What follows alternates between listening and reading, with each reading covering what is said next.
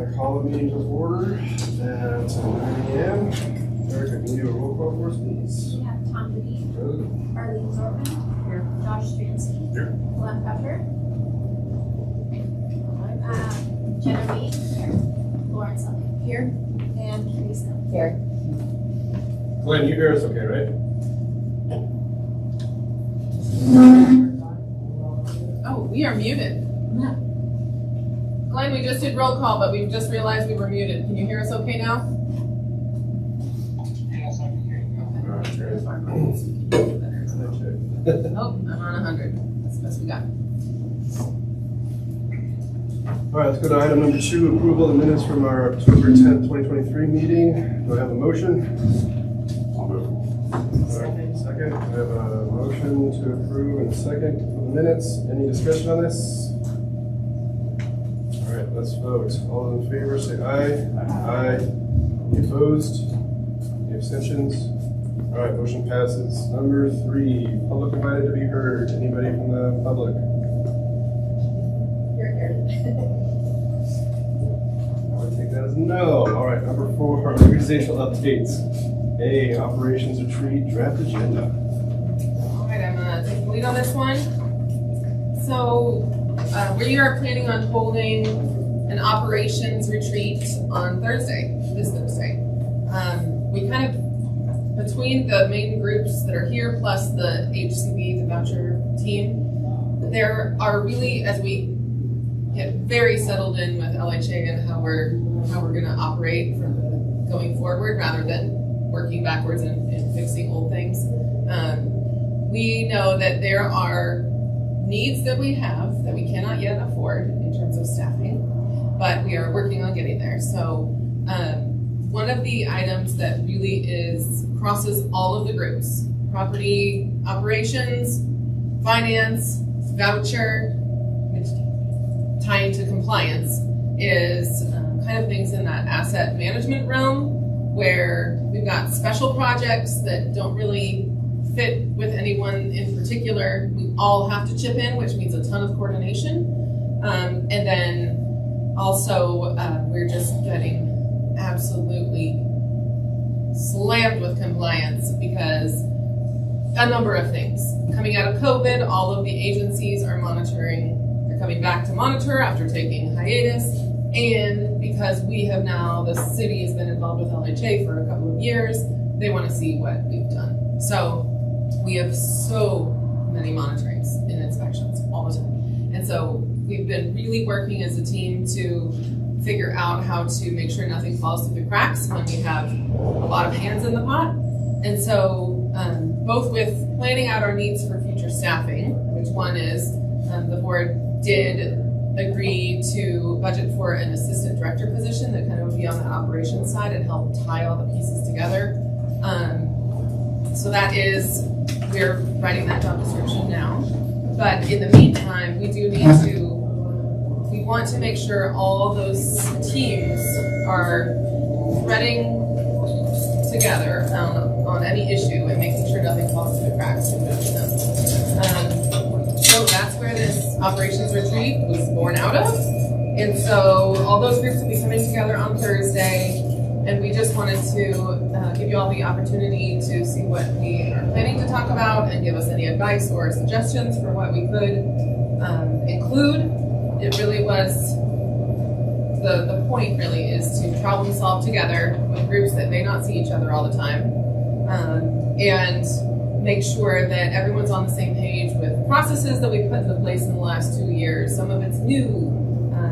Just really make sure we are on solid ground and then bring in that operations role and really help tie it with the middle on top and have everybody solid with what they're doing. So the draft agenda is in your packet.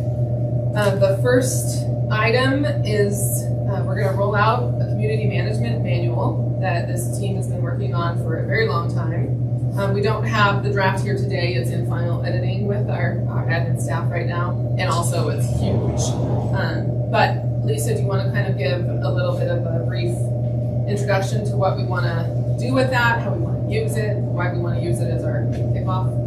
sends our manual, so it's gonna be basically our protocol, so each manager has the same stuff going forward, same timelines, same kind of policies, procedures, how to treat certain situations. Because right now, I think for the last few years, as we've kind of all new, all coming into this crazy LHA world, kind of just flew by the seat of our pants and made stuff as we would, policies as we would. And so this is combining it all into one document.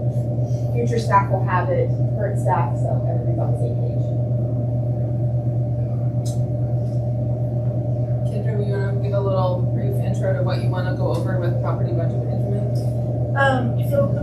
So what we've kind of been hearing from property managers is that they were not doing what they normally did in other entities as being a property manager, which is like actually being part of the budget process, being part of, we just implemented the invoices. They are also making the invoices so they can see the costs that are coming in and approve those and see exactly what maintenance is spending and stuff like that. So what I want to propose is like, how do you want to do that? Because I do want to bring them into the budget process and how we work that through and where each property would need to start. And the part store garage is we're going to have to start a lot sooner in the property and bring the maintenance teams and all of that and just kind of workshop like what they've done before and what they'd like to see in the village. And it's kind of an empowerment thing to give them some control of their budgets, they can make decisions with guidance, but just have a little bit more ownership, take ownership of what's going on site. Yeah, part of that, just so you know, historically, was the budgets were so out of control. When we took over, that we had to take complete control of them and really stabilize them and get them set up in a way and get some experience under our belt to understand how it was really working. And now we're starting to loosen up in that world because the first budget we got, everything was budgeted in the red. And people didn't know where they were spending, what they were spending. It was an interesting kind of experience taking it over. I think now, I mean, we're where we need to be. I think we understand things, and so now it's letting it go. In line with that, they're able to monitor it as well. They get the monthly reports, I'm assuming. That Yes, we've showed them how to pull up their budgets, how to drill down and now that part of the problem is they didn't really know because the maintenance team can go and, you know, if they need something right away, they go and purchase it, so they can never see what was coming in, what was being purchased. We also have the nice tool in this system where they can put unit assignment. So we can start to see like, oh, when was the refrigerator replaced in this unit? You know, and that type of thing, which we didn't have that as a nice feature before. It was kind of just in the notes that you'd have to search. that's within Yardi then? Yeah, that's within Yardi. Property managers have up to $250 that they get approved. So they'll see an invoice, they'll approve it. Anything above and beyond $250 will go to the regional property manager. Anything above $25,000 will go to Molly, and anything above 100 will go to Harold. So there's a process, and it'll actually strengthen our separation of duties with our auditors, so we can show that who all approved what at what stage. How do you guys handle performance assessments, taking up property managers, annual performance assessments, semi-annual? You'll see. You're gonna That's hear about our that. that's our next thing on our agenda.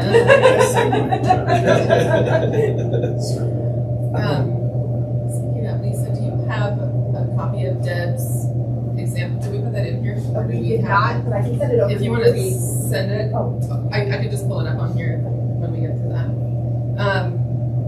Then lunch, most important. But then coming back, we're going to go over some operations goal setting. So we have LHA board goals that have been set and we report on annually. They are much more big picture, and we want to let the teams that all work in the day-to-day to be able to set some goals for themselves too, under the umbrella of the overall board goals. So we're going to try and do a session there to draw out some ideas. And again, it's all about taking ownership and pride in your work.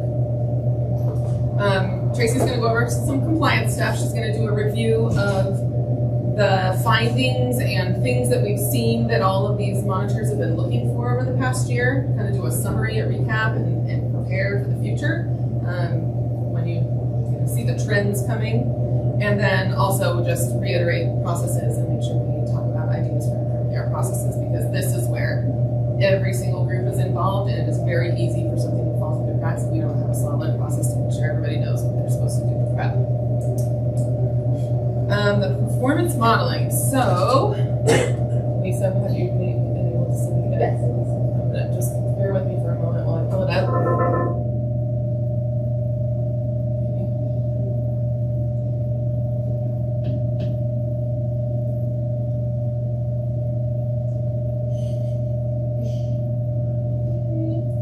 There we go. We're just sleepy.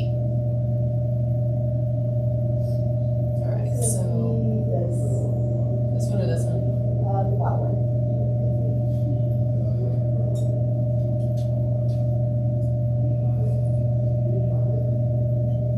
This is not, I've got multiple things up.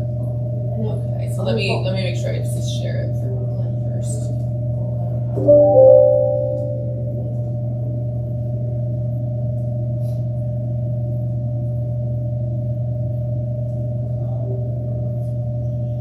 So that's the space.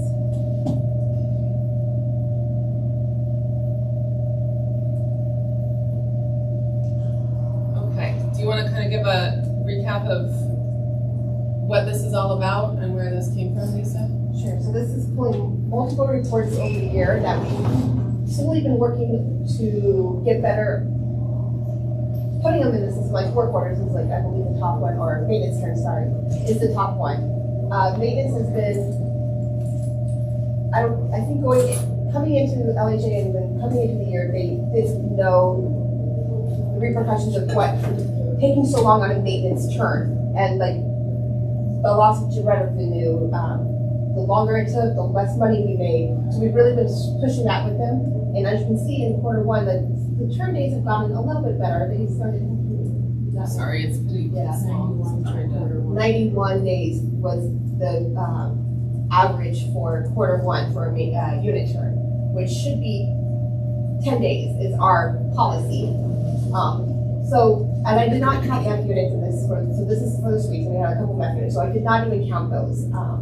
Some were difficult move outs, whole quarters and all that, so we're trying to get this to improve into 2024, but this is just, like I said, the data for this past year up until current date. So Deb Calise works in our HCI office at the city, and she's working on the city side of things, but she came from Longmont Housing Authority, and she was involved in voucher program and the property side as well.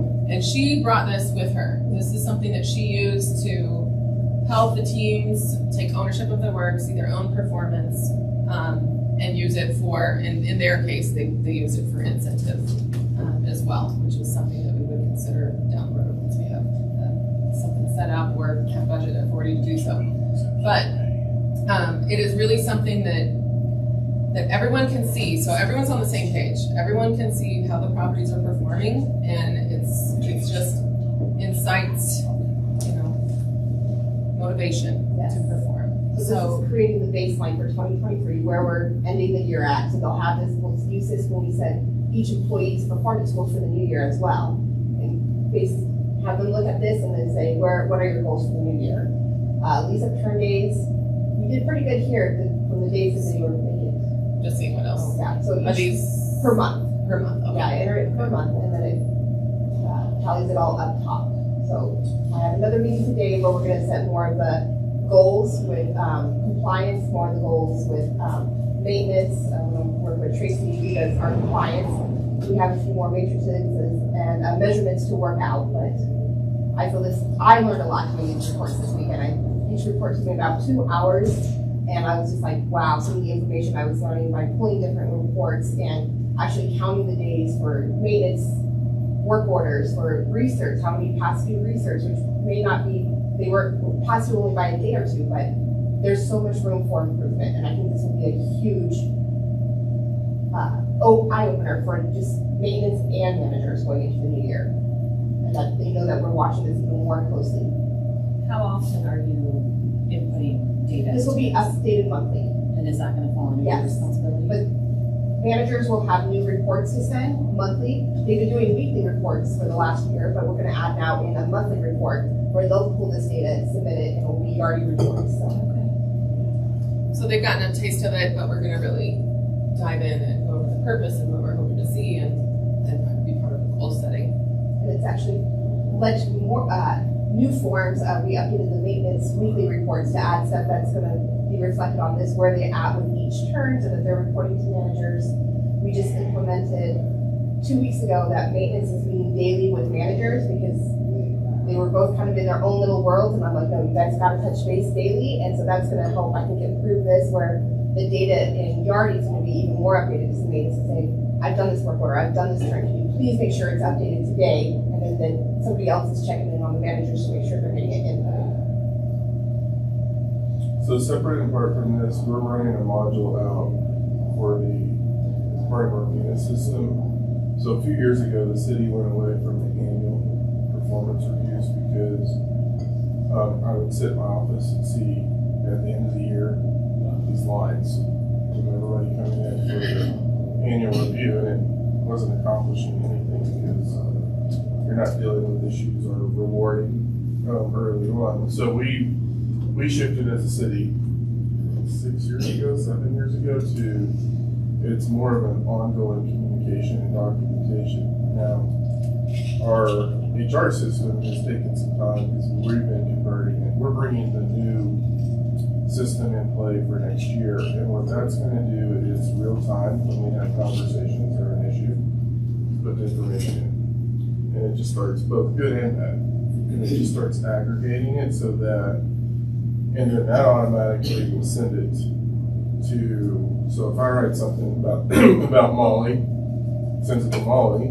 Molly reads it. Molly has to acknowledge that she read it. She doesn't have to agree with it. Molly can write her comments in, and then it just starts capturing it. So that then it is a real-time system that we're using to deal with things, both good and bad, much earlier in the process. This will then feed into that. When you send that feedback, I'm assuming you have a conversation with them before they get a random email about something. Okay. Yeah. Just making sure. We do ongoing. Which I think that's great, because when I started at the county, I remember my first performance review going in and being shocked because apparently I had been doing something wrong for 9 months, and I'm like, why didn't you say something 9 months ago? Right. So this is awesome. I love that real-time feedback. And we've had conversations with L staff. I mean, I've got monthly meetings with all of my direct reports. Lisa does it all the time. But this will be more, Tracking it. quantitative. Show us what you got. It's gonna help us keep things from falling through the cracks. Sometimes with reasonable accommodations, incidents, grievances, they'll get an email from a resident, but it never gets my To the attention. process. Yeah, so they'll have a new report, which is like an 88 and a grievance log, and they'll track that as well. And even if they don't have all the documents needed for the reasonable accommodation, or they're just were made aware of an incident, at least it's gonna be on that tracking log, and we can keep the follow through going through, and I'm made aware so I don't get a blind call from a resident and be like, okay, well, let me look into that. I'll have some of the details already up front. That's great. So going back to the monthly meetings, then, is the standard practice to record the conversation, bullet point the conversation, whatever, it gets sent to the report, and then you guys agree on it? So it across the city, it varies by work group.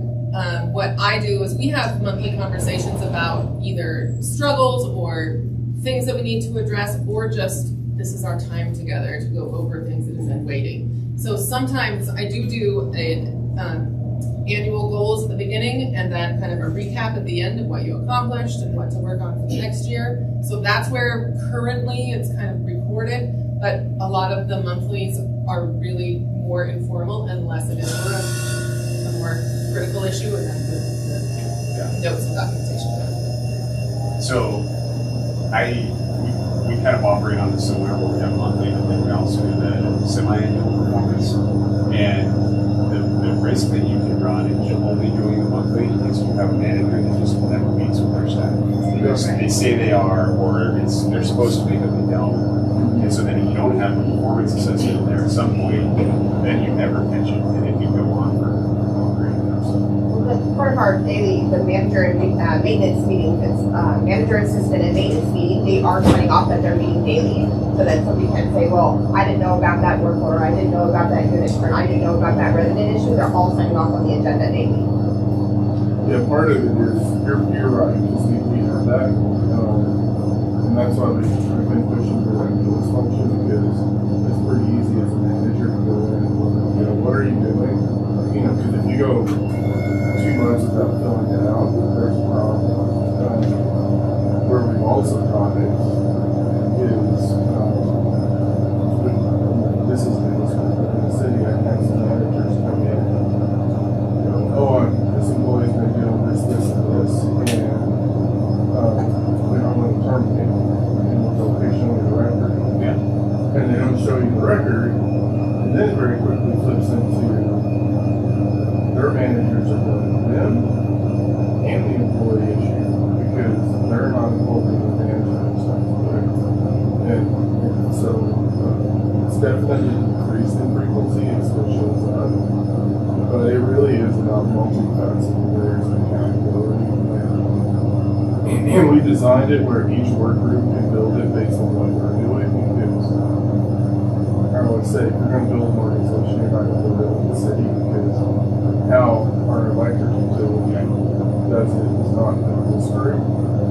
And so like with my folks, my philosophy is I tell you once, and I'm managing my folks. Yeah. I tell you once, if I have to tell you twice, then you got to get permission to tell me. And so mine is much different than our Molly. And it's just the level you're managing to and how you're approaching it. Any other suggestions or thoughts about bringing this group together? So on that range, you have a 1 to 5, what is that?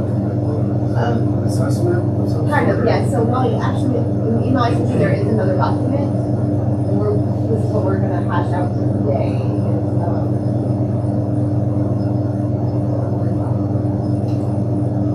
the measurements for each compliance. That's fine. One word. Running the mouse feels like I'm doing something like working upside down. So for like file audits, so 1 to 5, 5 will be basically they have almost a perfect file, maybe 1 or 2 things, initial missing, the wrong calculation. The other items we're still gonna kind of work out, but we kind of already started building our measurements for the 0 to 5 range. So that's the manager that's assessing that range then? I believe so. This will be based off what they apply to us. So compliance would do the file audits, would be tag clean, so I won't audit my own files or files I had my hands on. Compliance, Tracy will do those, and I will probably do a first level for the other managers, and then I have pressure plus and Tracy will do a collaborative measurement. Is there any checks and balances to make sure that staff are entering the right metrics from the start, so they're not altering? I'll be able to pull the guardian reports too, to just verify, so. Most of them should be PDF, not Excel.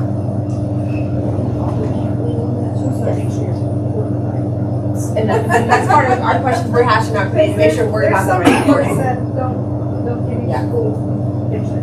And I do want to just stress that the messaging on this is not, we're watching you, but it is more, you are in control of what you can accomplish in a day, and take ownership and be motivated, and it's within your power to if you want things to change or improve, then show us. This is nice, because I think a lot of times staff hear, oh, you're doing everything right, or you're a stellar employee, and they're like, well, what am I doing right? Like, there's no benchmark, there's nothing to aim for and say, okay, what do I need to accomplish to get a raise, get a promotion, or just for their own edification, do better.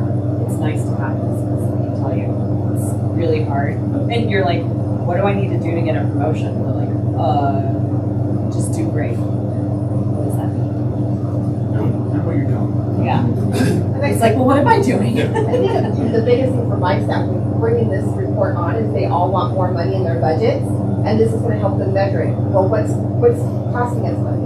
Unit turns, the time that units are down, the Not amount, aggressively leasing. the AR balances, the gross rent potential, not meeting that gross rent potential, what we can do to get to there. And so I think this is gonna kind of be the measurement, and as we go into 2025, we'll able to see, well, we've increased our income, we've increased this has gone down, and this is all leading to an extra $10,000 in our budget, so. And this is all gonna tie into resident engagement as well, because,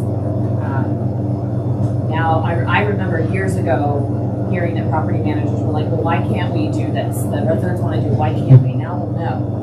We can or can't, and here's why, and then they can answer them quickly instead of letting me find out for you and then taking a month to get back to them. And now that, as she's shown them how to access their budgets and see real-time data, they can see where we stand from the resident funds and other funds, like, well, why haven't we done this? Well, we're waiting a month, or we're doing this, so. Yeah. It's all tying together. So, if an employee wanted to further their education, does the city in any way offer them anything for tuition or books or any of that kind of stuff? We have a tuition reimbursement program that's just recently undergone an update that our LHAAB employees have access to. To give them my brain last time I looked at it. You guys do it by, Income level? No. No, it's a, you get a up to amount, and it has to be related to your job or a job that you are, you know, in your career path that you're interested in. And it's I not have to just pull up college, Right. it's also technical training. Certifications. So like if our maintenance, if we had a maintenance person that wanted to go get AC certified, they can do it too. And or sometimes you get into it where someone will come and say, I might get my AC certification. We then look at it in the departments to go, this is something we really need. And if it is, sometimes we'll move it out of tuition reimbursement and move it into department training budget based on needs, so we can maximize the dollars that we have. So is there a maximum amount of time that a person has to work after this, or they have to be paid? 12 months, yeah, 12 months. Counties. It's by income level, how much you get reimbursed, and it's 2 years. Yeah, so like I get, I think the most is $1,500 a year. Ours is certainly in the 2000s, I can't recall the number, but that would be interested. One other thing I wanted to ask about, and I know it won't happen for this, but for future stuff, is at Housing Colorado, I attended a really awesome case study about, I can't remember the name of the project in Denver, but it's privately supported housing. And it was trauma-informed training for property management staff, maintenance staff. Are you there? I was not, but She's done a different one. yeah, I was the one through Shamba earlier this year. Simone something. Simone Consulting is the one that put on this session. So they consulted on Zinnia as well. Because she was just saying it's beneficial training for any employee who ever comes in contact with any resident, because it's not just the residents living in PSH projects that have trauma. We all have trauma, and so it just makes people a little bit more empathetic and understanding. You know, when do you need to like be aggressive about policy, and when can you like a little softer touch or whatever. So similar to the one Chuck that up in Fort Collins about 3 months ago, Ruby and I both attended. It was really an all-day intensive about trauma-informed design, trauma-informed with residents and employees, how to make You sure. guys do, I think these retreats are better when they're not just like 1 year, one every 2. So maybe that's something to consider, bringing someone in. So we have, again, the city side that's more robust. So this was actually the result of part of our cultural work 9 years ago that led to the creation of what we call the City of Longmont University. And so we have people that are specialized trainers in de-escalation. And so we do citywide citywide classes of which the housing authority can attend. Sometimes we mandate classes. De-escalation, we bring in a lot of guest speakers to come in. So what was the guy's name that we brought in when we were doing standards? Brian Dowd, who is out of Chicago, who specializes in interactions with housed and people in permanent supportive housing. And he did a training to talk about it encompassed de-escalation to accountability. So we do those on a regular basis. When we have a schedule that people can just go online and sign up. Again, part of the manager's responsibility is going in and saying, have you done this? I need you to take this. And then sometimes we mandate it, like the anti-Semitism work that we did with Anti-Defamation League. Because of things that we were seeing in some of our properties by residents, we actually mandated that LHA staff attended that. The city staff, it was optional, but in some areas, supervisors were like, yeah, you need to go there. So we have a pretty robust training program that's led by Julie Stone, and then, for example, I'm getting ready next year to come in and do one on re-engaging in the city's cultural attributes. Also, attaching a few other things to that where it's mandatory for everyone. And I lead all of those training sessions with other staff members to try to reground so their standards of behavior, both indoor and outdoor, and expectations. And so every so often, I'll come in and just lead like 24 to 36 training classes in a year of what my expectations are, so that we can baseline. And I think that's important because the three of us remember what the staffing was like when we first joined in 2020. There were some shady characters working at LHA, doing some shady things. And this is helpful because it'll make sure everybody's invested in the mission, which is really important. We have a training on December 1st as well. All of LHA, except for accounting, unless it's optional for accounting. We're doing mental health first aid together for a whole day on. I don't know, you guys might need that for each other. Well, so we do, so peer support, I don't know if you've heard of peer support, but it started in police many years ago. So Longmont was one of the first cities to have police peer support, so it's pretty robust. We then expanded to fire police support, and then we expanded to organizational peer support. So anytime we have an issue, or frankly, it may not even be a big issue, yeah, people have peers throughout the organization that they can talk to. And then those individuals are trained and work under a licensed psychologist.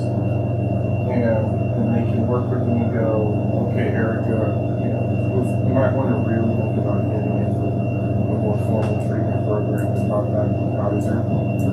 Significant events, we actually will bring the team in and actively engage with them. So, simply a golf course employee that got killed in an accident.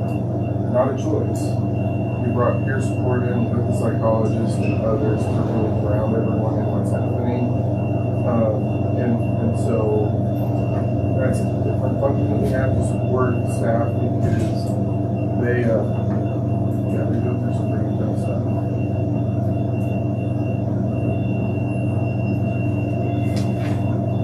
Anything else on operations retreat? So one thing that we did is made some adjustments staffing wise, and so now all the maintenance, individual maintenance folks are reporting to Dave, and then Dave is reporting to Lisa, so that reducing that span of control because the span of control is too wide, and that becomes tough to manage. And so now, the maintenance side is really coming into play so that we can consistency and not have Lisa trying to manage it. So that change is made. It's this structural change.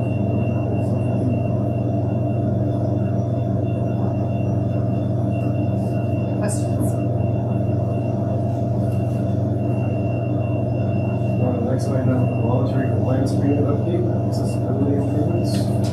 Right, so we did complete all of the assignments under, so I should go back for some of our newer members. In 2019, HUD and LHA came into a voluntary compliance agreement. This means HUD found deficiencies or specifically following HUD rules and specifically targeting on ADA compliance. So the LHA team prior to the city coming and when the city came on after, led by Kathy and Karen at the time, they took the lead on going through, it's a massive agreement of all of the items that LHA was required, even though it's voluntary, but required to modify to meet HUD requirements. So all of the deliverables required as part of that agreement were completed between 2019 and the end of 2022. The last thing that we submitted at the end of 2022 was our physical accessibility survey of every property, showing any ADA deficiency and what needs to be done to correct it, and the timeline for correction. You've got 5 years, actually it's 7 years to correct it. We plan on correcting things in much less than 7 years, but we did line that all out. That was the last kind of homework item to complete the BCA. And while it feels like that's the closeout piece of the BCA, because you have to complete those items over 7 years, it's never truly closed. It's just that you're not under the eagle eye while you're completing most of those items. So I wanted to share. Oh, is that a question, Glenn? No. Okay.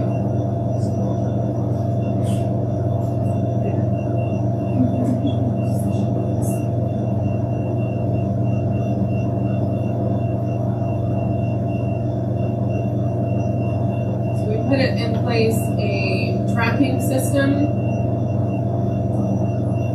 So this is one example. This is Hearthstone, thank you. So this is just an example of what one property's ADA compliance improvements list look like. It says what the UFAS reference, the HUD reference for that extra level of ADA compliance, what needs to be done, and then we say when it will be done, and we put in our year and our schedules. So this, for example, this is parking lot and exterior, and then we go into common areas, and then the specific UFAS units, so our accessible units on each property. So this is just an example. So Hearthstone, it's a pretty good size list. That building was built in 2011, and so UFAS has changed since then as well, and we're responsible for keeping up with that. So this is just one example of all the 9 properties, of what we need to do in the next 5 years. So in 2023, we have been working diligently to complete as much as we can to make a big dent. The LHA applied to the city for CDBG funds and were awarded some funds to do some of that work. We've been trying to maximize leverage sources for this because the most costly work really was converting units into sensory units for people with vision or hearing impairments, and parking lot work, concrete, asphalt, trip hazards, that type of thing. A lot of the other things in units, moving mirrors and toilet roll holders, that we've got our maintenance staff scheduled to do that over time internally. But I kind of wanted to give an idea of what we completed in 2023 and what we're going to be reporting by the end of the year. So here's just an example of the effort that it took and all of the funding sources that our city partnership, sorry, I'm trying to talk and drive at the same time, has really been beneficial for. This is what this team has been tracking for some of our more costly improvements with funding sources for every single property. So we spent $25,000 completing sensory units at every property. There may be sensory units in some of the properties, but we could not verify based on the records that we had and our history of inspections. So we just covered all the bases. That was $25,000, which is a CDBG COVID grant. We used $53,000 on doing concrete work at 4 properties. The last one, well, actually that's on the next one. These are all complete as of this week. The city is coming in with $64,000 of ARPA funding to finish our ADA concrete work because the concrete was very expensive and difficult to bid. And the last one, the Briarwood, that work is ongoing right now. It should wrap up on Monday, and then all of our concrete work is done. We've got parking signs, ADA entrance signs. These are small things, but we're trying to just use up every dollar of grant funds to fill the need. We came in and had to do new asphalt at Hearthstone and Lodge, and we had to do various funding sources to cover this with the budgets that we had. We did a regular CDBG grant for the asphalt. We came in with the CV, the COVID funds for the seal, because we had to get the seal to get this ADA parking, the striping done. It was a very highly coordinated effort. And then down here, these are not ADA issues, but these are other priorities. So the cameras project, we're in the process of ordering the cameras themselves. The install will happen in 2024. And the playground at Aspen Meadows neighborhood has been replaced and is up and running. So we're prepping, as soon as we get that last concrete project done this week, we're gonna show a slideshow to the board. So I will share that with you once we have it. But here's just to show you the effort. This is over $300,000 worth of ADA work from 4 different funding sources, trying to piece it all together like a puzzle. So that's what we've been working on in 2023 to really show HUD that we are taking this seriously and getting the big ticket items taken care of as much as we can. But at the same time, we submitted that physical accessibility report in December 2022. In September or October, maybe October of this year, they finally reviewed it.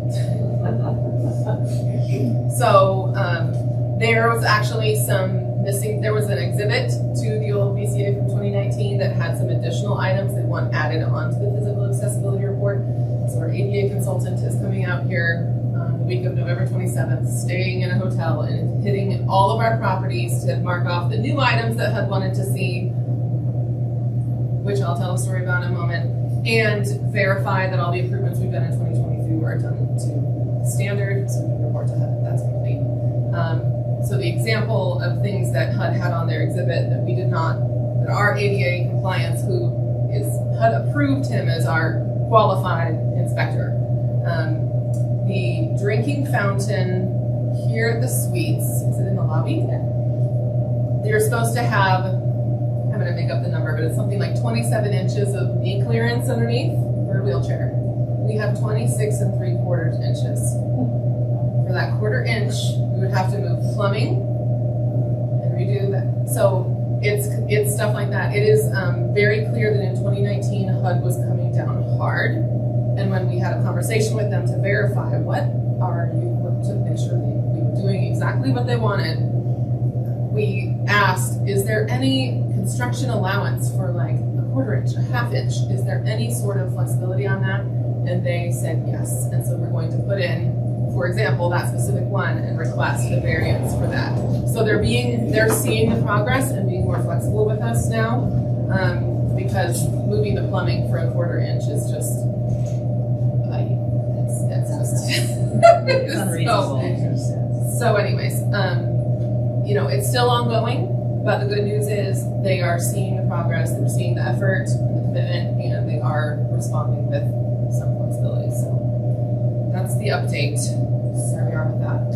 So when I got back to you guys on September, did they give any sort of guidance, or is there some sort of guidance that we're aware of from the whole process the village is aware of about how to prioritize, I don't know, I guess just certain projects, or does it come down to the complicated funding sources and how to like piece it together? So there's no 1 or 2 things like this has got to be done in 2024. No, Okay. they did leave it up to us to decide that, and we decided that the sensory units were critical, because that was something that was across all the properties.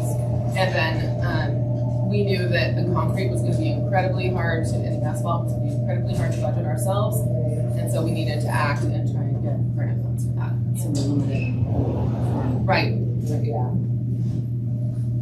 so. So I just wanna say that the parking lot, Hearthstone Lodge is wonderful, especially that very big hole to start the different work. You need the hole is gone, right? Yeah. Not the new hole. It was like, Was that just from like water? Yeah, just drainage over time for the last 15 or so years. Yeah, we had some design issues that were embedded, so I think when we first took over, Spring Creek was 6 years old, and they had some fundamental design issues in the driveway coming in, and it was already eroding the concrete. And so we had to, that was one of the things we had to do right away and just fix, because it was not just major damage, so. Yeah, quality of construction and things like that are a big issue. On this, on Molly's sheet, I had this on my list for Erica, and I figured I'd tell her before I told you all. One of the things we did is we created a strategic integration group within the organization. So that's really our data analytics folks, and they are working. So in this budget, we created a project management office, and so they're bringing PMO, board and training, into the organization. But we're also in the process of converting to Microsoft Project. So we had any number of departments using different project management software. And so we're consolidating into the project. I told Erica, I want Erica to go into that training so that she can take all these spreadsheets and dump them into the project, because then our strategic integration office uses Power BI to then create the dashboards that we can use so that, you know, any one of us can flick on a screen and see where everything's sitting, and it'll alert you to if you're starting to get behind so that we don't miss deadlines. And so I have a few dashboards built for me so I can see every capital project that we have in the city. Where are we on spend? Where are we on timing? If there's a hitch or a problem, what's the problem? And it's going to continue to automate to the point to when a significant problem hits, it will alert certain levels based on what's happening. So really integrating Power BI into this is a big thing for all of us, and even the advisory board, because it's being set up to where the advisory, or this is the only advisory board we'll probably do it with, but the advisory board and the council, they're going to have a high level dashboard that they can see. We'll be able to dig into the details, but definitely having something more front end to see what's going on. Get your PMO certificate. Yeah. Because those are some killer skills to have in your career.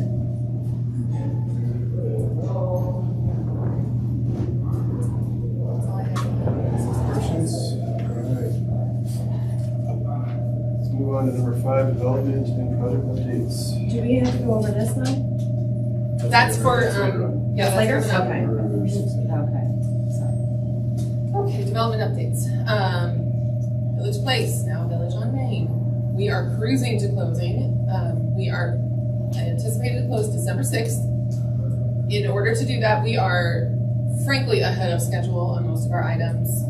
Katie Hung left everything in great shape. She did have her baby a couple weeks ago, so she's off enjoying life. It's like, it came out of my mouth and like, I know better. Can we send them something, maybe like a midwife, postpartum Like doula? a overnight doula. Yeah, something for a few weeks. Seriously. It's her first, right? Her first. So we're trying to leave her alone, so I do not know how things are going. But so the critical path items remaining are our building permit, which we are on track to get ahead of schedule, but we're not, we'll see.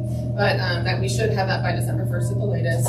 And then we have to sell the CPWD building, 615 Main, before closing, because we need to get the order of recording and the easements that they need for access and parking and a bunch of things. So we have those easements drafted and being circulated around a bunch of attorneys, and we should still be able to, that's the last item left, to get the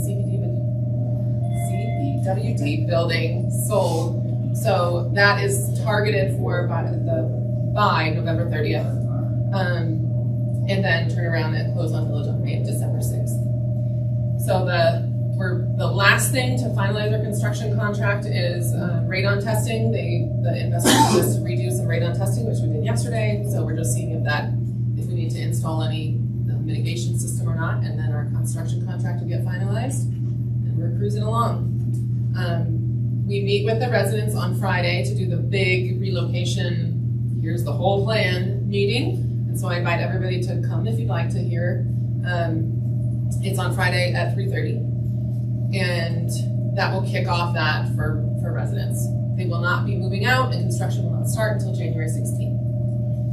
So they got a little bit of leeway time after the holidays, and then we'll be moving in full force.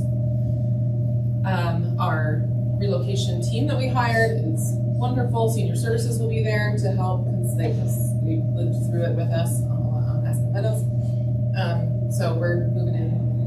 We've been in high gear, but it's about to be very real. Then for Ascent at Hover Crossing, here we are at November 14th. We are really hoping to hear on a CHAFA award or not, but hopefully yes, very soon. It's supposed to be in November, so we will notify everybody as soon as we know that. In the meantime, we're continuing design at an appropriate pace. We're not rushing design to spend a bunch of money before we have the award, but we know we're doing this project. It's just, do we get the award now or do we try again? So pushing forward there, including finding funding for the Early Childhood Education Center. So the city has come in with the ARPA funding that we got as post-COVID funding. That money sits in a bank. Well, sits in our accounts, and it's an interest-bearing account, and interest has been earned on the ARPA funds that we've had sitting waiting to be expended, and that money is now available for award and use. So we proposed to City Council to use some of that to help fund the ECE, about $500,000 worth, and so that is committed. We're still working with the Colorado Health Foundation. We did get an invitation to apply, which it sounds like a pretty short list compared to the level that they usually consider, which is hopeful. And we're working with the Longmont Community Foundation. They do want to assist, but we are trying to sort out if the financial mechanisms that a lifetime project requires would fit with what they're trying to do. But they are interested. They've talked about $750,000. We just need to see if we can do an instrument that would work for them and for the project. And then we have Worthy Cause funding in an application in for that as well, and we can hear about that in December. So we're really hopeful that maybe by the end of December, we'll know the scoop on the Early Childhood Education Center. Village Place, Hover, Zinnia, we're in construction. You can see it out there. Apparently we're hoping to go wood framing potentially this week, which is going to be really exciting. Is there anything on Zinnia, any resident communication, coordination items that we need to work through? Not at the moment. Okay. I'm meeting with Zennia weekly. Yeah, with the construction team. So the parking lot, you're gonna get resurfaced as well once all the construction is So done? there is new concrete out there now where they laid the utility lines. I noticed that. It looks pretty great. But there's gonna be other work to do, but we're not gonna do it until construction's over, so we don't tear it up. And we have to budget for that or apply for a grant for that as well. So, but that will be, since they'll be constructing through 3 quarters of 2024, that will be probably a 2025 project. Recovery Cafe, we are still working with Recovery Cafe. There's some concern about if they build it on this property, they're having a hard time getting financing to figure out how to finance a ground lease to do the building, because the investors of this property are okay with the ground lease, but they would not subordinate to another mortgage. And so there's some financing tools that we need to kind of sort through. And in the meantime, they're thinking about backup plans too. But either way, whatever happens, if it's not a building on site, we would be bringing in a satellite office here where they could set up and provide services here on site. So we're still working through that. It's very complicated. It's much easier to do this type of thing in the beginning of a deal rather than after. So that's still in the works. Is there anything I'm missing here? What about the one with the veterans project? Right, firewood. So we're trying to get through CPWD first and various projects, but we're making sure like that concrete work gets done so that we are eventually hand over a building that serves appropriately their clientele, which are often disabled veterans. And so we're working on that kind of work with them, and we've been shifting unit assignments at Briarwood to come up with some unrestricted units, meaning they don't have DOH funds on them or project-based voucher on them, so that we have more flexibility to do a preference for veterans. So we're internally doing the switch on that side, and then we want to talk to them about what is the model, how do we do this? We could start bringing veterans into Briarwood, and then if the property conveys, they just can stick around. We're trying to sort out how that would best work right now. Yeah, part of it is they're having some they got hit with some construction cost increases, and so they're really kind of still focused on final with fundraising for a better community project. And so that's kind of focus. And really trying to find a lender based on where interest rates are today and what they can do in terms of getting a loan or how we can construct the financing for them on Briarwood, because they're dependent on donations. And so in talking to them, they really want to finish that and take time to figure out the process. I said, we can still lease it to you, we can still work that. Ideally, they got a little concerned about, well, you want to put veterans in, and they were wondering if they had to do property management. I'm like, no, we'll still property manage it, but it's easier if we get veterans in because they're probably your clients anyway, and it helps with accountability. So we just need to get back together. Sounds like it's timing is working out.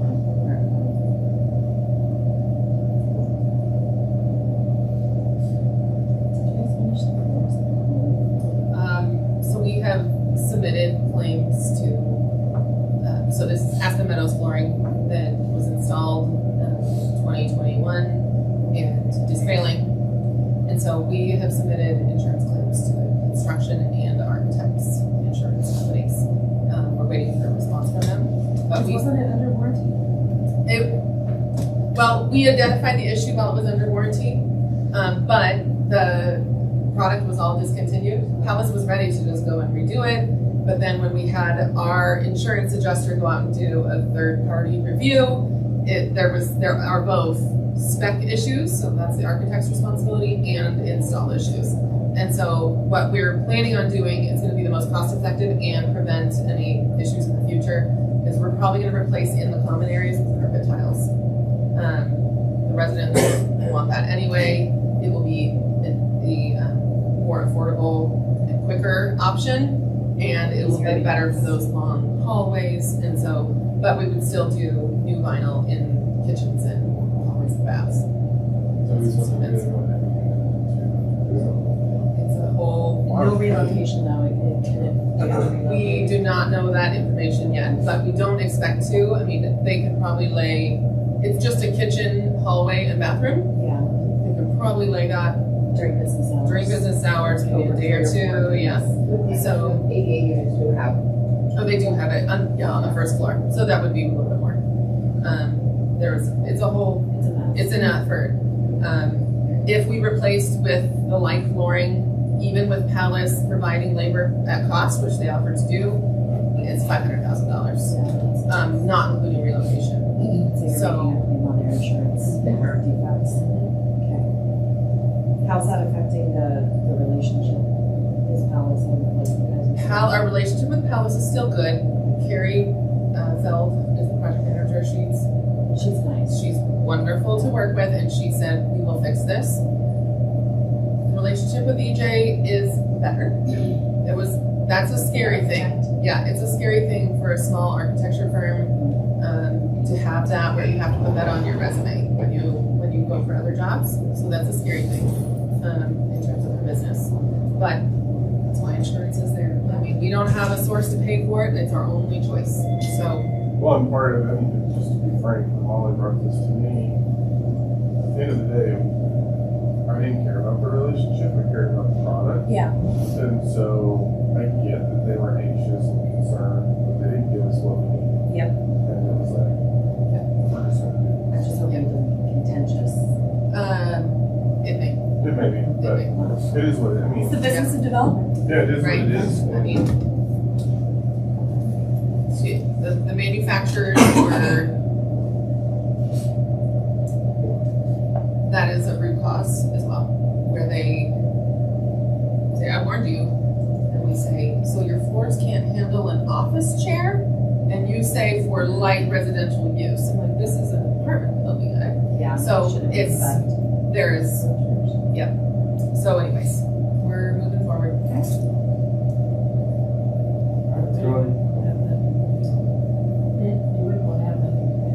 Right, they really, really need another $500,000 flooring project. All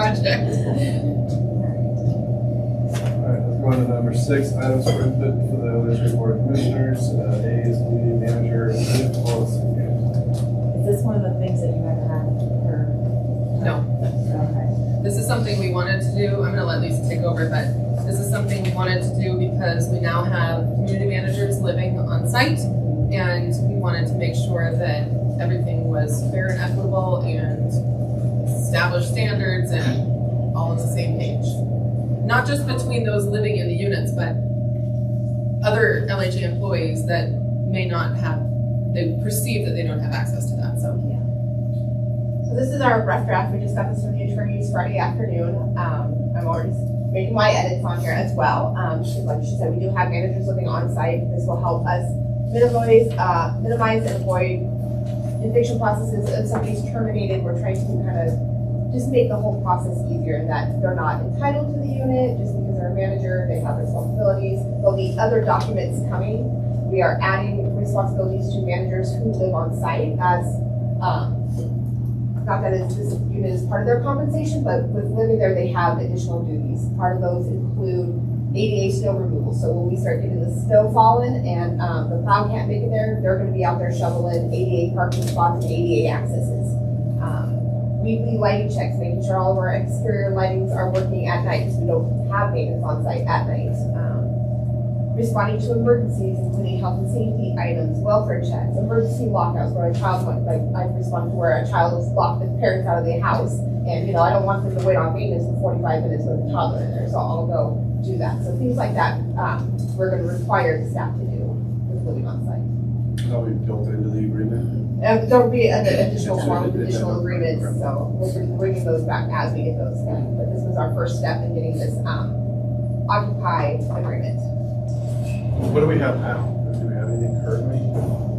Managers are on site? Currently, no, they, sometimes leases, we have the background checks on all the additional household members, because staff has gone through background checks when they got employed with the city and us.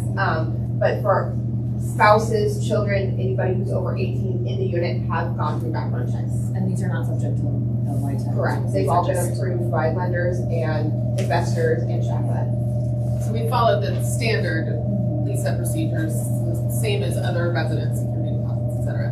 But this is really to manage on the employee side, where we want to see expectations. If this could be viewed as a fringe benefit from somebody that doesn't live on a unit, and they want to know, what are they getting for this that I'm not? So we're going to make sure it's clear expectations and fairness.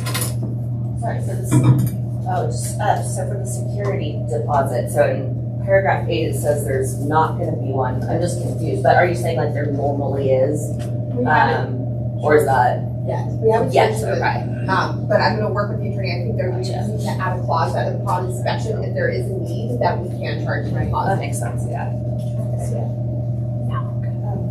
I also just want to ask about paragraph 11, or clause 11. So it almost seems like an arbitration clause, you know, just it means a bunch, but that's obviously not the direction this is going. It's just saying to a competent court, basically, in Boulder County. Was there a reason?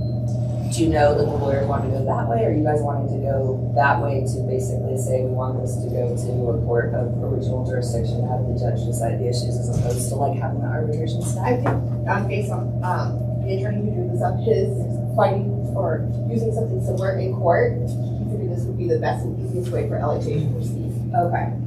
Yeah, we typically stay away from arbitration.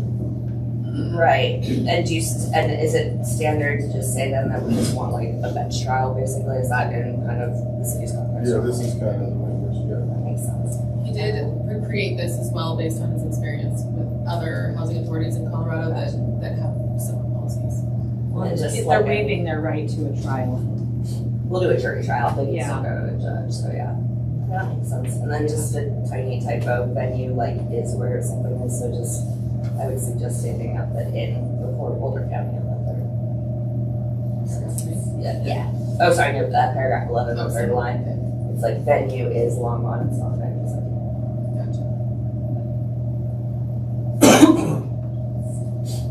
So can you explain a little bit about 9A, if we actually are going to offer the terminated or the employee the option to stay in the unit?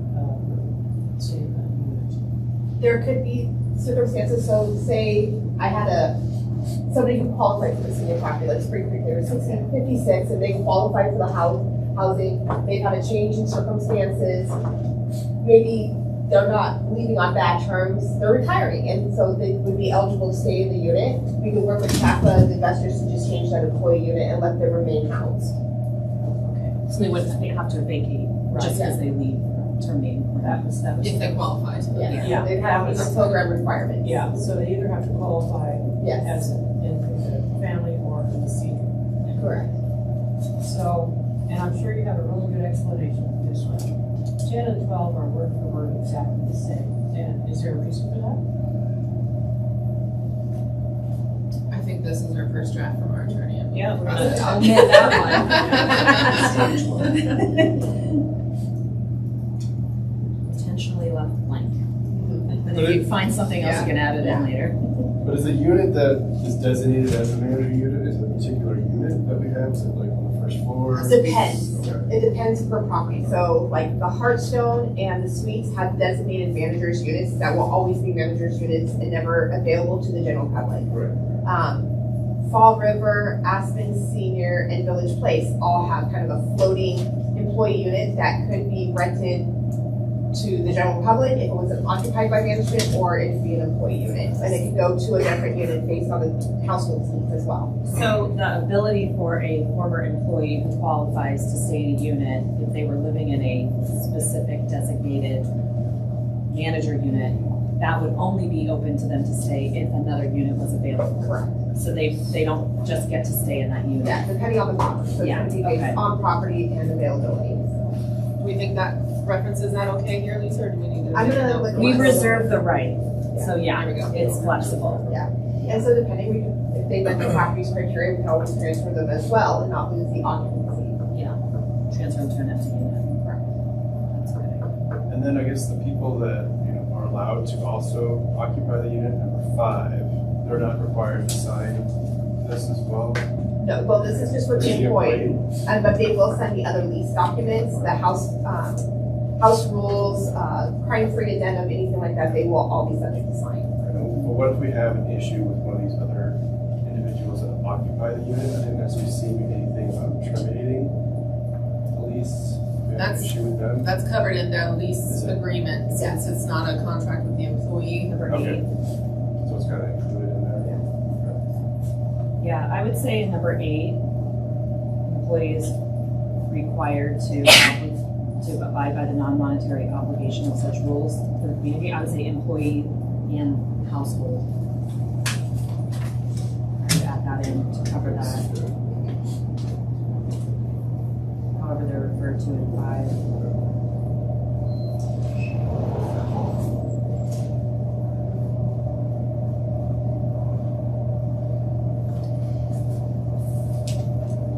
Paragraph 7 basically just even open the option for the LHA to be like, no, that's an absurd thing you have in your in your apartment, you gotta get it out. Yeah. Or is it like you guys actually have to take off like furniture and fixtures and No, stuff other it's, than that? yeah. If you have an elephant in there and like, yeah, no.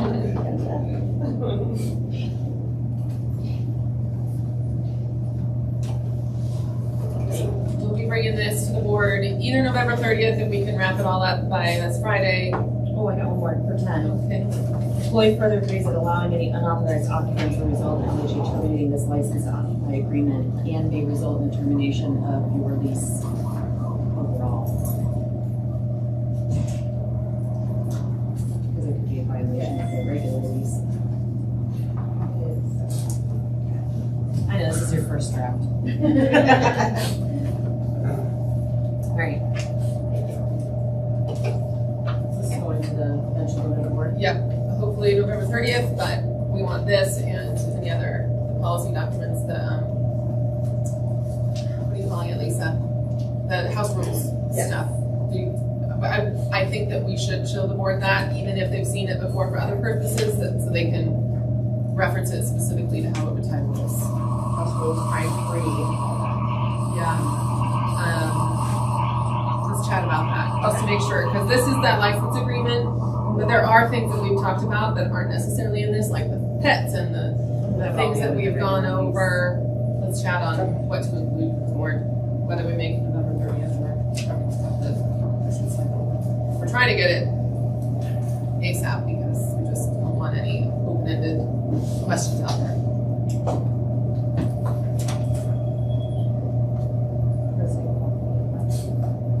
Yep, so let's go to number 7, resident quality of life. Anything on this? Nothing from staff. As long as it was an item. Let's go on to number 8, LHA reports, update on operations, finish up with occupancy report.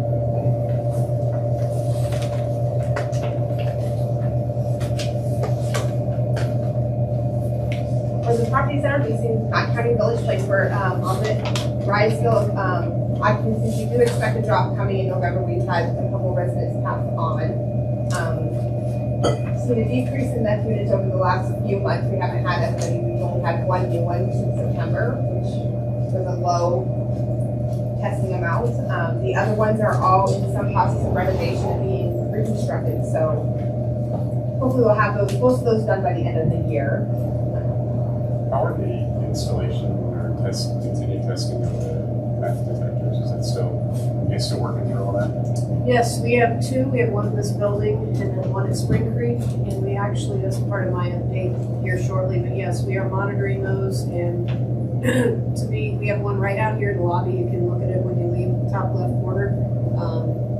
The only time we're seeing anything at all is when we change the battery, which is, and then it goes back to basically about 11.5, which is nothing to worry about in the scheme of things. So yes, we're still looking at those. And we meet with them tomorrow, so we'll see. They're in town, right? Yes. They're here from New Zealand. Just a brief update, Aspen Meadows neighborhood. I have 3 units down for meth. There's 2 residents that are actually moving in this week, so I'm excited about that. Aspen Meadows Senior, I'm actually up to 6 vacants right now. Part of the difficulty there is the flooring. I have quite a few units with taped up floors and everything. So the investor did come out last week for her annual inspection, and she understood the difficulty. So if we don't have a quick resolution, she's has some ideas that maybe try to run those. Everybody else is pretty much moving through their wait list. Our wait lists are growing. We've got about 100 people per wait list, with the exception of Aspen Meadows Senior, because they are 50% in a higher AMI. And then just a brief update on the meth contamination. We currently have about 10 units down. hopefully most of those will be dropping off here shortly. The ones here, 7312, that one's been down for over a year. That was the one that was meth, and then they completely ripped it up. The contractor didn't close off the window during the deep freeze, so then we had pipes burst in it. Then it became another insurance claim on top of it. So they've already got drywall in, they're working on cabinetry, paving, and painting now. B2, that was the one that was at the neighborhood where we ran out of insurance money in 2022. That we partnered with Habitat as their contractor, so now we have ductwork, drywall, paving and letting all going on. So those should be completed by the end of this month, and then we'll start piecing it really together through LHA staff for most of the other items. C1 and A6 over at the neighborhood were light contamination. They didn't have to rip out anything except for one bathroom in each unit. So our adjuster just walked, and we're hoping to have to go ahead and move forward on those here this week. Village Place, that one is hopefully be getting rebuilt next week. We've signed the contract. We've gotten everything figured out. The contractor was only supposed to rip out the drywall in the bathroom and the kitchen and pick out the cabinets and gutted the whole unit. Oh, no.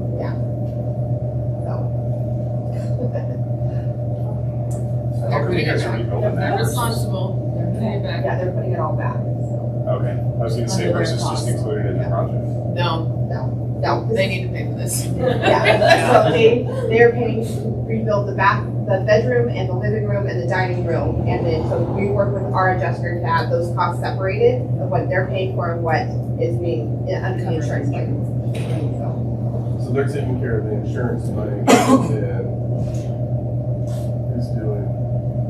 It will be a kind of a clean slate, so they'll get it textured, mudded and everything, and leave a clean slate for Everything that we already planned to do in the project in the room, which is painting and trim, and we're gonna do all that. So they're just gonna drywall and texture. And then we just have less demo to do. Is your question that what is it covering recertification since we're doing village place? And instead of filing an insurance claim on it, was everything included in that project? Well, that would be a budget hit to the project, which was not our responsibility necessarily, so we wanted them to make good on their mistake. But it did just stop at the point where we would then pick up and we wouldn't be, It's not we didn't our want them insurance. to. Okay, that's It's, right. it's the That's right. contractor's Yeah. insurance Got it. company. And so they're rebuilding it to the point of where we would have started. And so they're not going full, they're just going to the point of where we would do it. And it's not our insurance. But we weren't being wasteful. We figured out the line to stop where we weren't having them put something in and then we were just gonna rip it out. It So was documented in that. Yes. That's the biggest part, is getting them to document what they were taking care of, what we needed them to do, and just working out through the insurances and everything. Property updates? I included pictures of my property updates just so you can see what's going on, because I feel like they're very boring. So we've had a lot of, Kaiser Permanente has a whole nonprofit arm, and they reached out to us wanting to do a lot of, they have money for craft events, chocolate tasting, stuff like that, nutrition stuff. So they started with craft events at some of our properties, and they'll be doing one property every other week going forward through 2024. We've brought snow removal in-house. Managers and I are clearing ADA accesses, and we got our own snowplow. First snowstorm went really good. Residents were out there cheering, yelling out their windows and stuff, so it was quite a different change than what we're used to with the snow. Suites call for services remain low. The manager has started a food pantry here. She started doing a lot of more events that's on site with her kids and stuff, so they did a pajamas and pancakes event. Pumpkin decorating, they got their military, she took hers down. Some of it's still up over on the counter. A lot of our properties did military appreciation events for November. And like I said, a food donation area where we're getting surplus from other properties and organizations so that the residents here at the suites get a supply of food.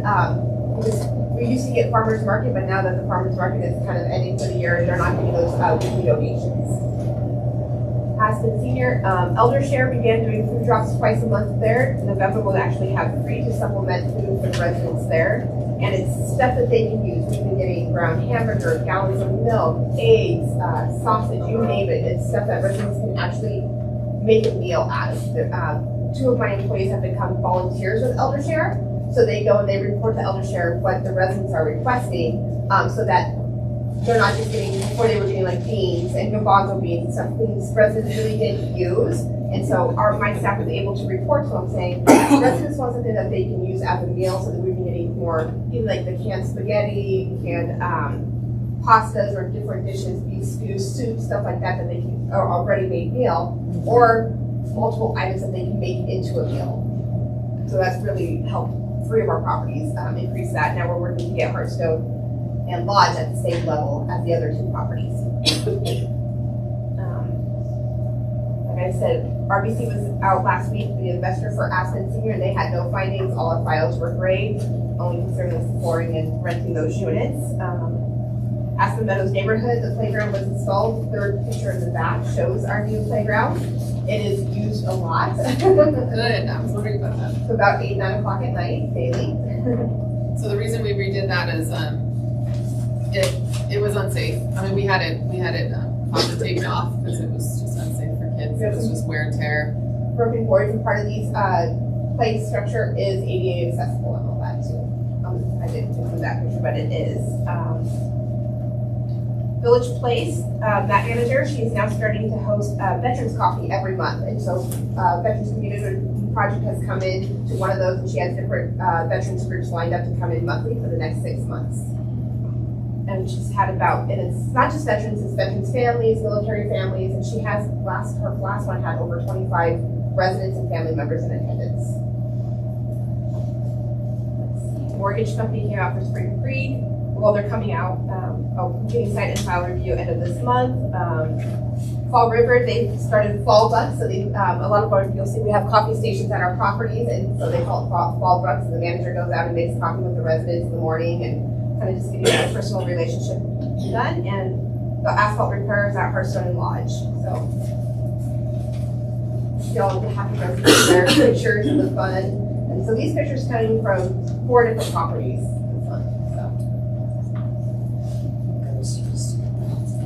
Painting the ghost and the ornaments. Oh, I like the ofrenda too.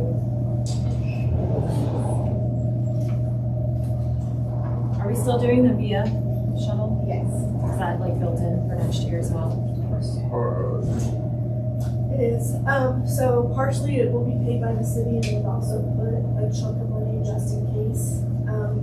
We think we're gonna have an overage this year. That'll carry forward, but just in case we don't, we do have some planned. It's gonna be the year after that where we're gonna have to. 2025. Yeah, because it's a huge chunk of money. It's $25,000, and we couldn't put it in the property system. Yeah. Like it was just too much to put everybody in negative. Yeah. We tried.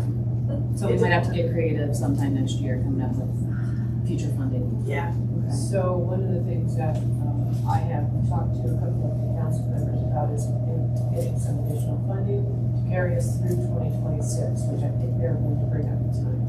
Is that 25K per property? No, 25K for all Oh, properties. we can find that.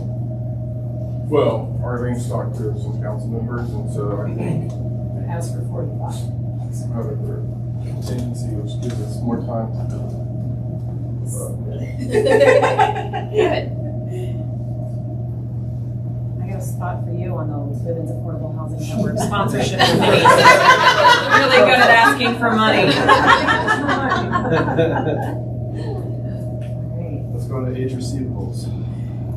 So we have, in total this year, turned over $338,000 in redemptions.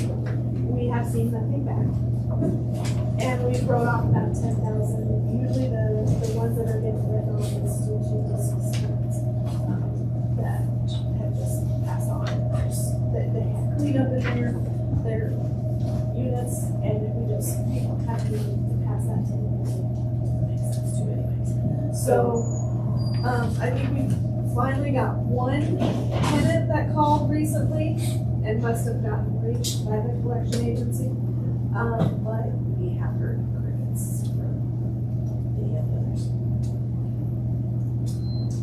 So, yeah, were you just gonna ask? Well, I was just, if a person is late, so and I can't remember correctly, but I think Brandon it's due on the 5th, is that correct? It's Or due the 7th? the 7th. The 7th. So if a person is late, when do we start saying to them, you need to get it in here? Well, on the 8th, they get a notice with the late fee attached. Okay. And then if they get an eviction, So we'll serve we're currently doing the 30 days between the 8th and 10th, depending on what day of the month and what our schedules look like. It's a 30-day notice instead of the 10-day now, so we have to wait a full 30 days.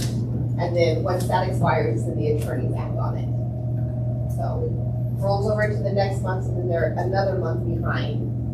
So, hopefully we won't have those big amounts. yeah. Yeah, that's right. I think when we stepped in, those of you all that stepped in 20, we were finding people that hadn't paid rent 6, 7 months, and so that's a big operational change.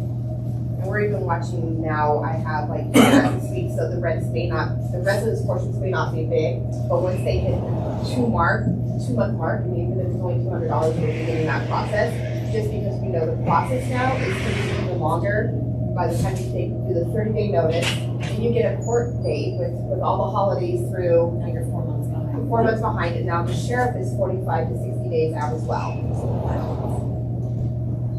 And there's no more rental assistance from COVID. Correct. Yeah. There's one group in Denver who is helping right now, that mediation is referring to, but the chances of them getting that timely is slow. Well, the balance we have about 59,000 of that is actually past estimates that we're working through the 90-day process of collections.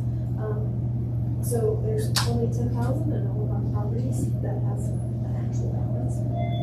Some of them are still working through the eviction process, and so, those could actually transfer to charges that are passed again. They're not quite passed yet, because they're still working through the eviction procedure that are still I have through eviction. a couple right now. I have 4 at some point in the eviction process right now. I know 2 here, 1 Fall River, which we reached the stipulation agreement on yesterday, and then 1 more for Spring Creek. So. And this would be kind of another opportunity for when we do the retreat as an option, if the community managers can actually get the collections on this. That maybe we do the same thing and we send it to a collection agency where they're getting profit from actually getting the collections and working at a payment plan. They haven't been able to get. A lot of the times you don't see people get a full name address, and they don't give an address. So if everything's in remote, so it's kind of hard for them to connect if they're not in communication with the tenant. But if they could, it could be an opportunity for them to get some additional cash if they can work out the payment plan. So that was one thing that has been thrown around, and Lisa's seen in other property management companies that they offer to employee versus collection agency. As for And then the difference between, you have June on here and September, the difference in amounts, so 526,000 versus 81,000. Is that the write-offs that you did? Yes. You did it between those two? I noticed that my print Yeah. area got skewed. So there was a huge write-off in July that occurred, which adds up to the 38,000. Yeah. So that's what dropped. And I'm just doing that quarterly. Since the last report you saw was June's. Just adding September, so that you can see the difference in quarterly change. As for the financials, most items that are over budget or causing concern, a lot of it's vacancy. What we realized in our path of budgeting is we may budget at a 95% vacancy rate, and Lisa may say we're at 98%, but it's all dependent upon the units that are vacant during that time. So it's hard we'll never align her percentages with my percentages because it's all dependent on the units that are vacant. You could have a 3-bedroom versus a 1-bedroom, and it's going to cause more vacancy than that. You'll see insurance proceeds coming in, you'll see insurance costs that aren't necessarily budgeted for, but you're going to show it's going to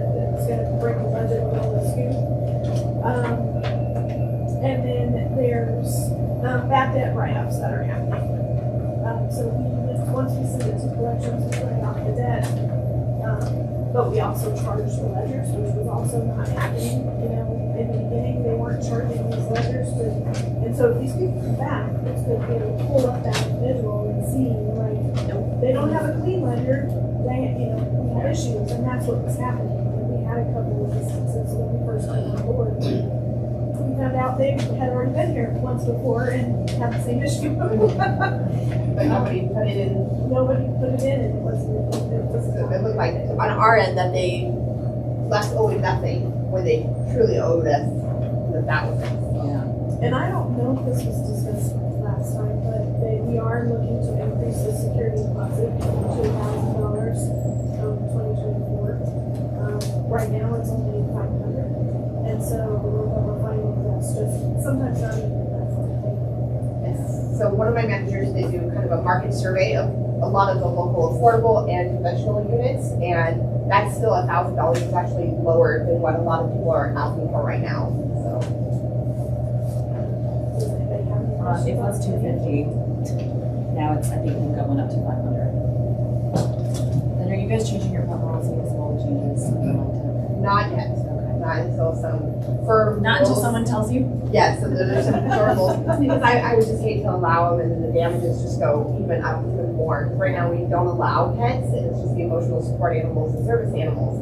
But if we just start allowing everybody to have pets with no. And there's no pet deposit, no fee. Yeah. Which seems, So we're gonna stay right now with our no pets policy until legislation comes out with the.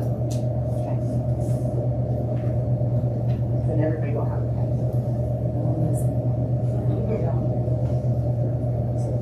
so there's no pets unless it's a service animal or commercials. All of them. Except for Hearthstone Lodge, which requires a no pet, or allows pets. Any questions? So on the suites, the accounts receivable is negative already, but it's updated in October. Yes, it was something I didn't catch during my review in September. Because we had some write-offs that counteracted my owings for that whole thing, so it's been updated in October. So then, is there more? So then is the net income then higher for suites then, because you wrote off too much? No, so what this is this was already in there to begin with. So from, usually at the end of the year, we always do an allowance for the suites. It's always the highest, so it's like usually 10%. If it's over 90, it's 90%. And if there's meth units, that was the hugest chunk. And usually we don't have to update these until annually, but it's been fluctuation with the write-offs. So yes, it will kind of negate what occurred this month in the financials. Yeah.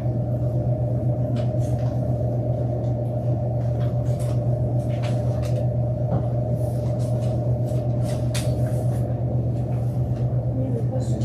Questions of the management? So the voucher. Yeah, no, let's just do, Please. please, So continue. the vouchers, sorry, this is short, quick, a little tiny. I'm trying to give you kind of an idea. This is what our 2-year tool is. And what it looks like as we go through the years, or the months. Technically, at the end of this year, we're gonna be at about 419 vouchers is what we're looking at. But by the end of next year, we're gonna have to decrease to 375 vouchers the way it's looking. And the reason that is they increased. The 2024 increase for the fair market rents was actually pretty significant. It's almost like $200 a unit. You add that up, 12 months, depending on when they're certified, it's gonna, so we've been kind of aggressive on what we're gonna see in changes in rent increases as the months go along. Unless they get some. And usually we won't know that until March of the following year, until March of 2024, we won't know if they're getting this additional money, or if there's an opportunity for us to ask for additional money, if there's buckets of money available. Can you walk us through this a little bit? Like, what is the Yeah, so, the UMA is actual, like, that's what we can fill up to. So we could have 518 vouchers, but this is where we landed in that, 410. Actual. We had 416. Then that's the actual happening. Then you'll come down to, November, and you'll have vouchers that are issued. So we have people out searching. And so what they do is they kind of take your attrition rate and how fast you're leasing item units up. And they take that, they kind of divide that into the next, the next column after that, the one that says new leasing from issued vouchers. It's automatic calculation. And so it would say, we're probably gonna lose 2 of those here, 2 of those the next month, and 1 based on our attrition. And then in the column in between that, I basically say, we need to reduce 5. So I've already told the group, if you get 5, that, you know, they either report out and you never hear from them, or they lose it because of fraud, or they just lose their voucher because they don't qualify anymore. We need to cut 5 back so that we can begin. So this is kind of the game we have to play every month to see where we're at. It's only $1 now. Yeah. And then, so then it'll kind of do an automatic calculation over here to kind of give you an idea of what your actual projected are. So those are kind of the next columns based on where you're at today, what they think you're going to lease up, what you need to lease down on, and then what your actual projected per month cost per unit is. And so then it'll kind of do this other little calculation in the yellow and say, as you go through these months, here's where we see your actual monthly amount's going to be, and it kind of does that calculation down. And so it does 2 years because you get so much money and it actually kind of covers the 2-year period with your reserves. But as you start to voucher up and the rents increase, you may realize you have to voucher down. And it can go into a 3rd year, but that's when it gets really complicated. Yeah, it's a struggle. I had let, and we're doing 105% right now of market value. So that's another thing that has also dropped our voucher count. You know, we were expecting to be at 430, but we had to drop just because we did the 105. It's harder for them to find units at that rate. I don't think it's harder in our area, but what we were doing was we were matching Boulder County. And Boulder County was all 105. When Boulder County went to 110, I was like, we can't. We're gonna significantly reduce our vouchers. And for every voucher we reduce, we lose the admin line. So the lower your voucher count, the lower your admin costs to support the program. Well, part of the challenge is about 50% of the county's vouchers are actually in Longmont. And Boulder. UPs. Yeah.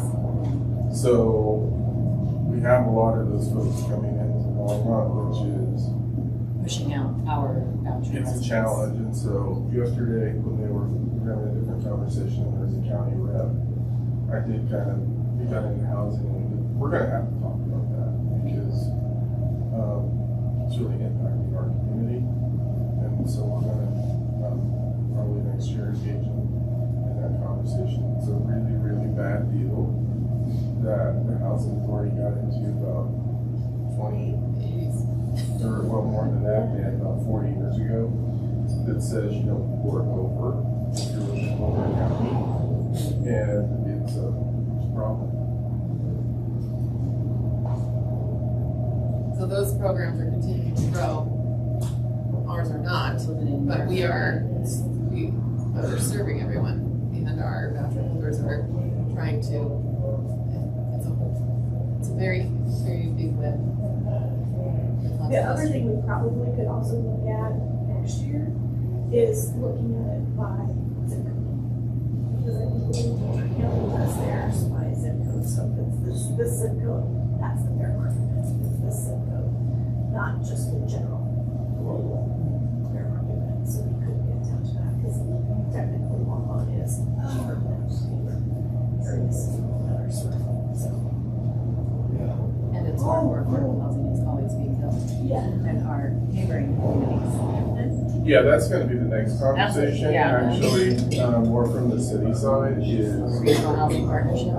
about stop building here and build in Brewster, Lafayette, Superior, unincorporated Boulder County. You know, there's a lot of places they can build, they just don't wanna fight with the 9 or the gun barrels. And, you know, if you're gonna, this is my soapbox, if you're gonna talk about affordable housing, then you need to build affordable housing. Don't just talk about it, and then when there's an opportunity, shy away from it.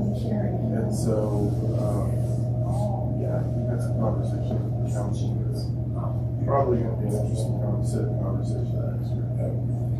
It's entwined in land use planning and, There was one specific land use or entitlements process for permanently affordable housing within the Boulder County region that everyone agreed to and took the ability for NIMBYs to kill projects. The amount of public input they had in affordable housing is ridiculous. And it started in a good place, but it's taken over. So it's rooted in racial segregation history, but it's now come full circle and now segregates the poor to certain areas. and it's expanded, it's not even just affordable, it's market rate, it's density. So it's a problem that is moving up and always has been down. Well, I mean, it's really interesting. I mean, housing generally, I sent an article that I was reading last night on CNN from Longmont. You know, the challenge is that the housing crisis is no longer just affordable and attainable. It's all housing. And this article did a really good job in really laying out the fact that if you're not moving into the city and you're not doing this, you're setting yourself up for a failure. And right now, you know, when we look at our housing data, and Kyle Snyder sends me a report every month. He sends off a report out. What's really interesting in the housing market right now is that prices aren't going down. They're actually last month over the same month last year, it went up. It's the days on the market that are extending out longer, which tells us it's pretty clear that the minute the interest rates start dropping, we're likely to see competition again that just sends us on an out of control pricing once more. And if we're not filling that gap with something affordable and attainable, then we're just going to continue to enhance the market. Is there policy work from the city on the builder's risk mitigation We've talked to CML about that, and I think at the last legislative session, or there was a legislative update in Denver, and I think for the first time there were more conversations from the legislators about really needing to dig into construction defects, and it wasn't limited to one party. I think everyone was starting to go, here's what we need to do, and the work that we're doing with LHAAB, they're engaging. Aaron's going to, some of the folks at the state talk about getting us involved, just because from a city standpoint, one of the few where we sit and we have the HCI, we have the LHA, and we have our own affordable and now soon attainable project that really can see the full picture and talk about it, because I think most people say when builders bring it up, well, it's self-interest, and they start going through litany of what it's about, but what it's really about is the underwriters in terms of what they're willing to do. It's about insurance companies, and now it's about the construction companies. The construction companies of multifamily projects are coming in, and as part of their contract is this will not be for sale. And so we'll we'll never build condos as long as that is in place. And that's missing. That's a missing piece. Yeah. There's no such thing as a starter home anymore. It's either you rent an apartment or you buy a single family home. That's a big thing. Yeah, it's, I mean, we have our own retirement and our investment group, and we were talking about REITs and really looking at those that are probably more heavier in apartments because of the lack of housing nationwide. And I can tell you, talking to my colleagues, it is now almost as bad in Texas, where it wasn't that bad. A lot in California. California's California, but it is every state. And construction's been shut down because of interest rates. You can't get financing. So if the project wasn't already through underwriting and ready to go, you probably see this more than.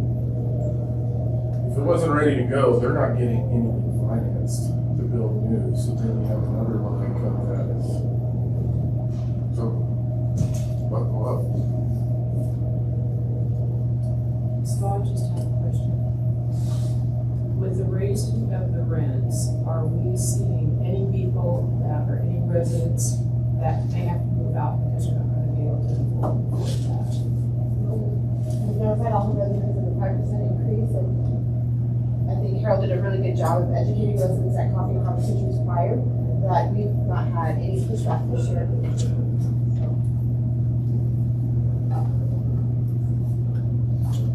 And I think, Arlene, the challenge is what else do they do? Yeah. I mean, Live on the street. Yeah. and so, and a lot of it comes in, but what else do we do? And for us, what else do we do? Because you have to pay your gas bills and your utility bills. You find your insurance increases. Ours were up about 40%.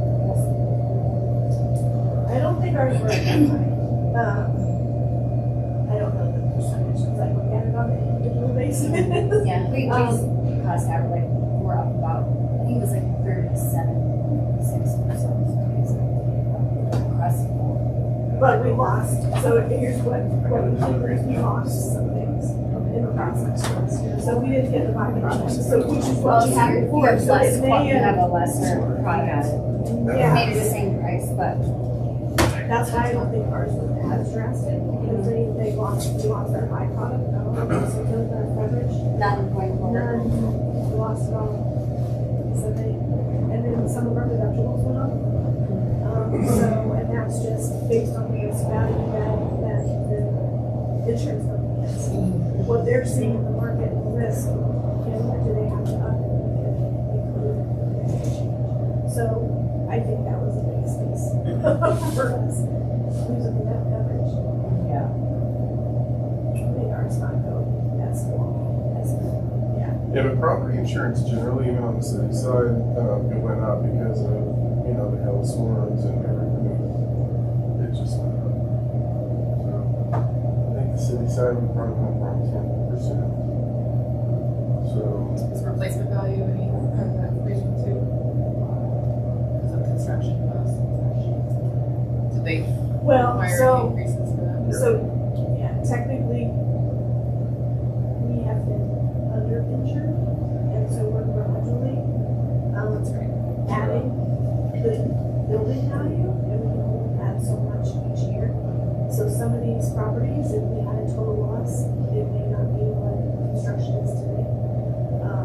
So that's just a constant, like, can we up it, can we not, and where are we at today? So I mean, we even noticed, so Village Place was one of our big ones. So Village Place is gonna look like, I think they were 40,000, they're looking at 75,000 because they were so underinsured. They were one of our biggest properties that was underinsured, that to get them to being insured at what the construction costs is gonna be a little higher. and that's not unique to just, I think one of the things that we saw from the wildfires is that was pretty common, I think it's pretty common on the Front Range. A lot of folks got into that where they were underinsured. So, service now, so check your insurance.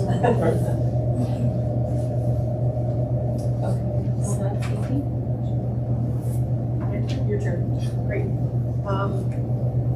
The camera debacle, we are ordering equipment, so a lot of different moving parts of this, but basically federal procurement, state procurement, all these things came into play, and long story short, we are bidding on the equipment at this point, and then moving forward with the city on the install from the company that we've all been going to, and he's been working with us for months, so there's a contract now moving forward with him, with the city as well.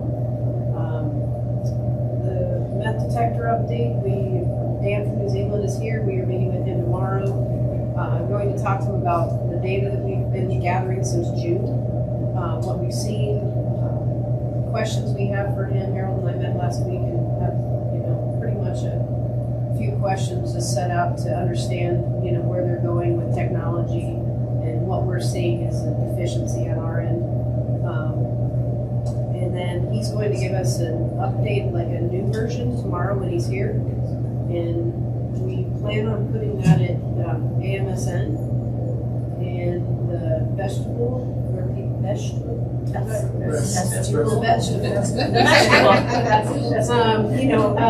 basically where a lot of folks come in and out.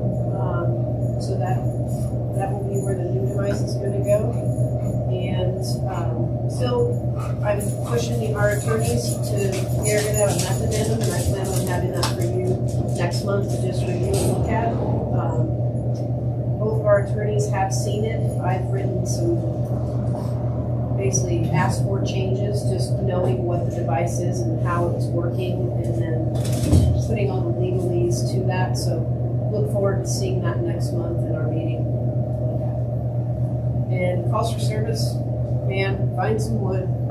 We, ebb and flow, but overall been very, very low calls for service, as Lisa had mentioned, and really stand on top of any problems that come up. We're basically putting all our resources to those folks right away. I think I emailed you about a drywall alternative product, but you probably get 1,000 emails a day.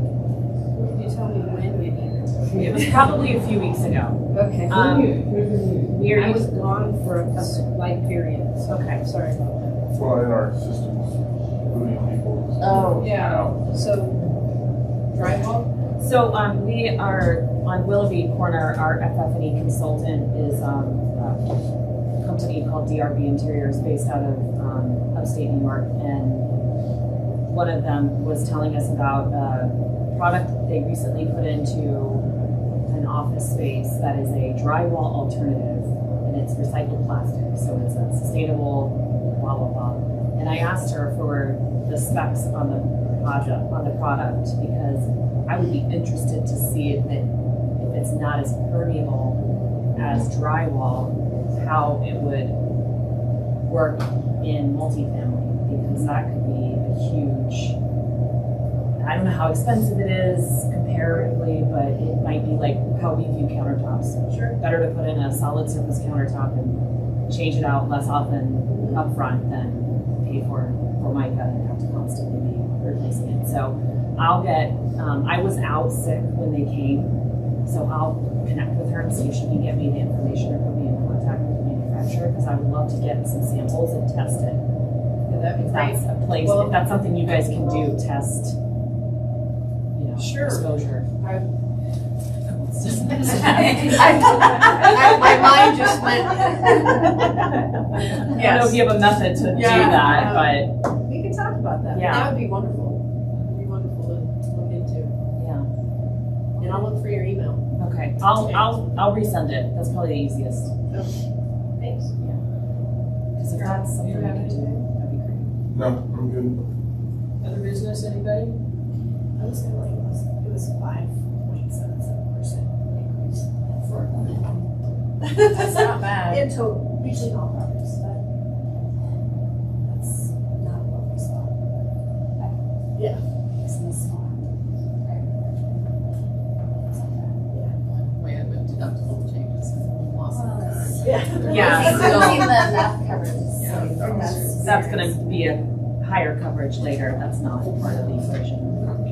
Well, it's kind of a mess, because when you look at the case out in Denver where they attach the liability to the property owners. Now granted, this is more active use, it's not cooking, but that case really opened the door for liability for property owners. So if you have a contaminated unit, you get in and get sick. And then you don't have coverage. The landlord not addressing it. Right, and so, you know, that concerns me a lot, because while this was more of a direct, let's say, cooking or high use, it creates a gap in the liability for landlords. And so we're gonna have to watch that. So we have just a couple of minutes left. Lisa, can you address the rocks? The what? The rocks, the landscaping that you guys are gonna do? So we've done rocks at Spring Creek, Fall River, Aspen Senior, Aspen Neighborhood, and here at the Suites. So my priority was get a lot. It is not a high priority to look out yet, but we will work through the next couple months getting them dispersed where they need to go. Is this like boulders or rock, gravel instead of mulch? 1 to 2 up to 8-inch rock, depending on the Okay. property and the location of where it's For going. landscape So it's, aesthetics. Get the cost on the skid I've steer. gotten some, we're right about 3,000-4,000 for the month, so. Yeah, just let me know when you're ready and I'll pay for that out of my contingency. We got it, so we got them. They're large enough size, we're gonna try and do it with the skid steer and get it. Oh, yeah. Take a It's steer. wheel. I know.